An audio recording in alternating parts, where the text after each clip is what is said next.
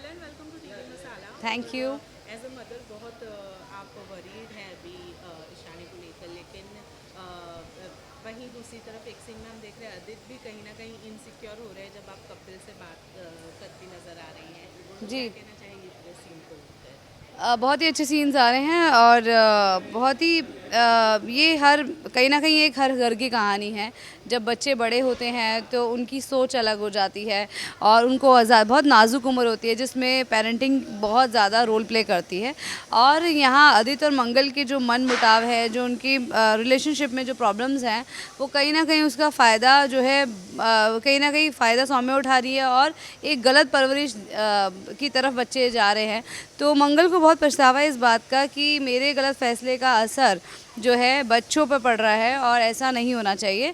तो जो क्योंकि ईशाना उसको काफ़ी ब्लेम करती है कि आप तो हमें छोड़कर चले गए थे ना, तो सौम्या आंटी ने हमारा ख्याल रखा है और वो जो कर रही हैं सही कर रही हैं। तो फिर मंगल ये स्टेप लेती है कि मैं भी कसम खाती हूँ कि अब मैं कहीं छोड़कर नहीं जाऊँगी तुम्हें, मैं तुम्हारे साथ रहूँगी। और अब वो देख रही है कि बच्चे चिप्स खा रहे हैं, पैकेट का सामान खा रहे हैं, जो कि मंगल ने कभी बच्चों को नहीं सिखाया है। अक्षत और ईशाना जो है रात को उठ के जा रही है ऐसे। तो अब बच्चे बहुत अलग हो चुके हैं। उनको मंगल कैसे संभालेगी, वापस से अपनी तरफ कैसे उनको एक सही दिशा देगी जो है, तो वो देखने वाली बात है। और तो मंगल काफ़ी शॉक है, एस्टॉनिश्ड है कि ये हो क्या रहा है। मतलब मेरी परवरिश तो ऐसी नहीं थी। एक स्टेप बाय स्टेप उसको एक नए नए शौक मिल रहे हैं और यहाँ पे कपिल जी आते हैं उसको लेने के लिए, क्योंकि कपिल जी जानते हैं कि मेरा डिवोर्स हो चुका है और वापस से मैं इस घर में रहना मेरे लिए बहुत मुश्किल होगा। इस वजह से Kapil ji as a friend आए हैं कि अब आपने बच्चों को छोड़ दिया है तो अब चलिए। तो पर मंगल बोलती है कि नहीं, इस वक्त बच्चों को मेरी ज़्यादा ज़रूरत है और ईशाना जिस नाजुक दौर से गुजरी, इतना कुछ उसके साथ हुआ है, उसकी स्टेट ऑफ माइंड ठीक नहीं है। जब तक वो ठीक नहीं हो जाती मैं नहीं जाऊँगी और मैं कुछ दिन तक घर से ही काम करना चाहती हूँ। तो यही है। बाकी आदित्य जी क्या सोच रहे हो तो आपको आदित्य जी की बाइट लेनी पड़ेगी, है ना। तो उनके कैरेक्टर के बारे में मैं नहीं बोल सकती। मैं सिर्फ मंगल के बारे में बता सकती हूँ, मंगल क्या सोच रही है और मंगल के इर्द गिर्द जो सिचुएशन हो रही है मैं उसके बारे में कह सकती हूँ। ऑलराइट, लास्टली फैंस को क्या कहना चाहेंगे? ज़्यादा टाइम नहीं ले रही हूँ आज।